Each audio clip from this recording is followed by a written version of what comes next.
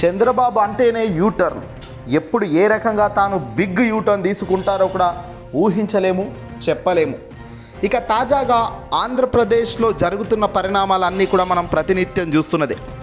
విశాఖపట్నంలోని ప్రముఖ ఆంగ్ల దినపత్రిక డెక్కన్ క్రానికల్ కార్యాలయంపై ఇటీవల తెలుగుదేశం పార్టీ గూండాలు దాడి చేసిన విషయం మనం చూసాం. ఎంతో విధ్వంసం సృష్టించారు. విలువైన ప్రింటింగ్ యంత్ర సామాగ్రిని నాశనం చేయాలని వాళ్ళు చూశారు. ఇది డెక్కన్ క్రానికల్ అధికారికంగా ఇచ్చిన ఓ కథనం. మరో విషయం ఏంటంటే, ఆంధ్రప్రదేశ్ మంత్రి, తెలుగుదేశం పార్టీ జాతీయ ప్రధాన కార్యదర్శి నారా లోకేష్ దీనిపై ఒక ప్రకటన చేశారు. డెక్కన్ క్రానికల్ డిస్ప్లే బోర్డుపై జరిగిన దాడిని ఖండిస్తున్నానని, టీడీపీ నేతలు, కార్యకర్తలు తమ భావోద్వేగాలను ఇలా చూపరాదు అంటూ లోకేష్ చెప్పడం విశేషం. ఈ రెండు ప్రకటనల మధ్య తేడాను గమనించారా? తెలుగుదేశం కార్యకర్తలు కేవలం బోర్డును తగలబెట్టారు తప్ప ఇంకేమీ జరగలేదన్నట్లుగా నారా లోకేష్ ప్రకటన ఉంటే, తమ కార్యాలయంపై టీడీపీ గూండాలు ఏ రకంగా దాడి చేశారు, ఫర్నిచర్ తదుపరి సామాగ్రిని ధ్వంసం చేసిన విషయాన్ని, మహిళా ఉద్యోగుల పట్ల ఎంత అసభ్యకంగా వ్యవహరించారు అన్నది, ఆఫీస్పై రాళ్లు విసిరిన వైన్యం మొదలైన వాటి గురించి డెక్కన్ క్రానికల్ చాలా క్లుప్తంగా వివరంగా రాసుకొచ్చింది. అంటే ఈ ఘటన తీవ్రత కనిపించకుండా ఉండడానికి నారా లోకేష్ ప్రయత్నిస్తుండగా ఒక విషయాన్ని మాత్రం ఆయన అంగీకరించారు. డెక్కన్ క్రానికల్ ఆఫీస్పై దాడి చేసింది టీడీపీ కార్యకర్తలేనని, డెక్కన్ క్రానికల్ పత్రిక మాత్రం వారంతా టీడీపీ గూండాలని స్పష్టంగా ప్రకటించింది. వారిలో కొందరు మహిళలు కూడా ఉండడం నిజంగా ఆశ్చర్యం. తదుపరి 2 రోజులకు విశాఖ పర్యటనకు వెళ్లిన ముఖ్యమంత్రి చంద్రబాబు నాయుడు గారు ఈ ఘటనపై అసలు స్పందించలేదు. కార్యకర్తలు ఆఫీసుల వద్ద నిరసనలు చెప్పరాదని సలహా ఇచ్చారు. అంతే తప్ప ఇలాంటి దాడులు తప్పు అని చెప్పినట్లు కనిపించలేదు. ఆంధ్రప్రదేశ్లో తెలుగుదేశం పార్టీ కూటమి అధికారంలోకి వచ్చిన తర్వాత సంభవిస్తున్న విధ్వంస కాండ గురించి గతంలో ఎన్నడూ ఇలాంటివి జరగలేదు, చూడలేదు అంటున్నారు చాలామంది. టీడీపీ గూండాలు రెచ్చిపోయి మా కూటమి అధికారంలోకి వచ్చింది, మమ్మల్ని ఎవడరా ఆపేది అన్నట్టు వాళ్ళు ప్రతి నిత్యం ముందుకు దూకుడుగా వెళ్తున్నారు. వైఎస్ఆర్సీపీ అనుకూల పరులపై దారుణమైన రీతిలో దాడులు చేస్తూ హింస పెడుతున్నారు, విధ్వంసాలకు పాల్పడుతున్నారు. వైఎస్ఆర్ విగ్రహాలను దగ్ధం చేస్తున్నారు, కొంతమందిని కత్తులతో పొడుస్తున్నారు, కర్రలతో కొట్టేస్తున్నారు, ప్రభుత్వ కార్యాలయాలపై దాడి చేసి బోర్డులు పీకి పారేస్తున్నారు. ఇంత జరుగుతున్నా ఇవేవి కూడా మాకు కనిపించట్లేదు, వినిపించట్లేదు, మేము చూడట్లేదు అన్నట్టుగా పోలీస్ యంత్రాంగం మానసికంగా పైశాచిక ఆనందం పొందుతున్న టీడీపీ నాయకత్వం నిజంగా ఈ రెండు కారణం. టీడీపీ గూండాలు తమ ఇష్టం వచ్చినట్టుగా అరాచకాలు కొనసాగిస్తుంటే వాటికి పరాకాష్ఠగా ఇప్పుడు మీడియాపై కూడా దాడులు మొదలుపెట్టిన వైన్యాన్ని మనం చూస్తున్నాం ఇటీవల.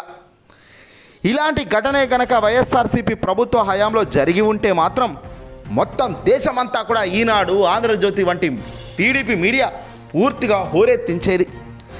చంద్రబాబు నాయుడు గారు, జనసేన అధినేత పవన్ కళ్యాణ్ మాత్రం మొత్తం రాష్ట్రమంతా తిరిగి గగ్గోలు పెట్టేవారు. ఏం జరిగిపోతుంది రాష్ట్రంలో అంటూ పవన్ ఆగ్రహించేవాడు. పవన్ చాలా క్లుప్తంగా ఇక్కడ రెచ్చిపోయేవాడు. ఢిల్లీ వెళ్ళి మరీ రాష్ట్రపతి, ప్రధానమంత్రి, హోంమంత్రి ఇలా ఎవరు కలిస్తే వాళ్ళ దగ్గర ఏపీ అంతా ఆగమైపోతుంది సార్, కాపాడండి అంటూ లేఖలు కూడా ఇచ్చేవాళ్ళు. బహుశా పత్రికా స్వేచ్ఛ కనుమరుగవుతున్న జర్నలిస్టులను చీమ కొట్టినట్లు కూడా లేదని చంద్రబాబు ప్రచారం చేసేవారు. కానీ ఇప్పుడు మాత్రం స్వయంగా చంద్రబాబు, తెలుగుదేశం పార్టీ గూండాలు చేస్తున్న ఈ అరాచకాన్ని చంద్రబాబు ముఖ్యమంత్రి స్థాయిలో ఖండించడం లేదు. డెక్కన్ క్రానికల్ కార్యాలయంపై దాడి చేసిన వారిని పట్టుకొని కేసులు పెట్టాలని, వెంటనే అరెస్టు చేయాలని ఆదేశాలు ఇవ్వలేదు. అయినా తెలుగుదేశం పార్టీ ప్రభుత్వంలో చంద్రబాబు తర్వాత అత్యంత కీలకమైన వ్యక్తిగా ఉన్న నారా లోకేష్ కూడా ఎక్కడా పోలీసులను గట్టి చర్యలు తీసుకోవాలని ఆదేశాలు ఇవ్వలేదు. క్రానికల్ ఆఫీస్పై దాడి జరిగిన సిబ్బందికి ఫోన్ చేస్తే పోలీసులు వచ్చారట. కానీ వారిని చూసి టీడీపీ గూండాలు పారిపోయారని డెక్కన్ క్రానికల్ తెలిపింది. మరి ఈ దాడులు చేసిన వారిని ఎప్పటిలోపు పట్టుకుంటారో, ఎప్పటికీ కేసులు పెడతారో అన్నది మాత్రం తెలియదు. అరెస్టులు చేయకుండా నోటీసులు ఇవ్వడం విశేషం. ఆంధ్రప్రదేశ్ వ్యాప్తంగా వందలాది చోట్ల టీడీపీ గూండాలు ఆకృతాలను పాల్పడుతున్నప్పటికీ కేసులు పెట్టాలని పోలీసు యంత్రాంగంకు విశాఖలో మీడియా ఆఫీస్ మీద జరిగిన దాడి మీద మాత్రం గట్టిగా స్పందిస్తుంది అనేది మాత్రం అనుమానమే. ఒకవేళ పోలీసులు నిష్పక్షపాతంగా వ్యవహరించి దాడికి వచ్చిన వారిని అదుపులోకి తీసుకుంటే వాళ్ళను ముందుగా మెచ్చుకోవాలి. కానీ ఆ పరిస్థితి ప్రభావం అస్సలు 1% కూడా లేదు. మరో విషయం చెప్పాలి. గత 5 ఏళ్ల పాటు వైఎస్ జగన్మోహన్ రెడ్డి గారి ప్రభుత్వంపై రంకెలు వేస్తూ పచ్చ అబద్ధాలను ప్రచారం చేసి రాష్ట్రంలో శాంతి భద్రతలకు ఏదో ప్రమాదం జరిగిపోతున్నట్లుగా ఉపన్యాసాలు ఇచ్చిన వ్యక్తి జనసేన అధినేత పవన్ కళ్యాణ్. మరి ఈ పవన్ కళ్యాణ్ దీనిపై ఇప్పటిదాకా స్పందించాడా? ఏకంగా మీడియా బోర్డును తగలబెడుతున్నప్పటికీ డిప్యూటీ సీఎంలో ఉన్న హోదాలో ఉన్న పవన్ దీనిపై మాట్లాడారు, దీనిపై స్పందించలేదు. ఇది ఆయన చిత్తశుద్ధి, ఆయన నిజాయితీ, ఆయన గొప్పతనం. ఇప్పటికే కొన్ని మీడియా సంస్థలతో పూర్తిగా అనధికారిక ఆంక్షలు పెట్టి వేధిస్తున్న విషయం రాష్ట్ర ప్రభుత్వం చేస్తున్నదే. కానీ ఈ దాడులపై మాత్రం ఎవ్వరూ స్పందించడం లేదు, మాట్లాడడం లేదు.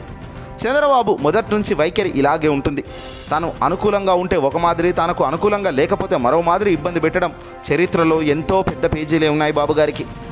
ఇక విశాఖ ఉక్కు కర్మాగారాన్ని ప్రైవేటైజేషన్ పరం చేయడానికి కూటమి ప్రభుత్వం కూడా గ్రీన్ సిగ్నల్ ఇస్తుంది కేంద్రంకు అంటూ డెక్కన్ క్రానికల్ రాసిన ఈ వార్తకే అసలు గొడవంతా వచ్చింది. నిజానికి డెక్కన్ క్రానికల్ ఈ వార్తను ముందుగా వెలుగులోకి తేలేదు. ఫైనాన్షియల్ ఎక్స్ప్రెస్ అనే పత్రిక ఈ విషయాన్ని ముందుగా చెప్పింది.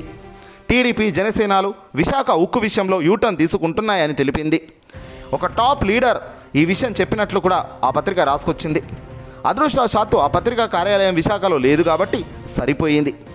ఉంటే ఆ పత్రిక ఆఫీస్పై కూడా ఇలాగే దాడి చేసి బీభత్సం సృష్టించి ఉండారేమో, చెప్పలేం.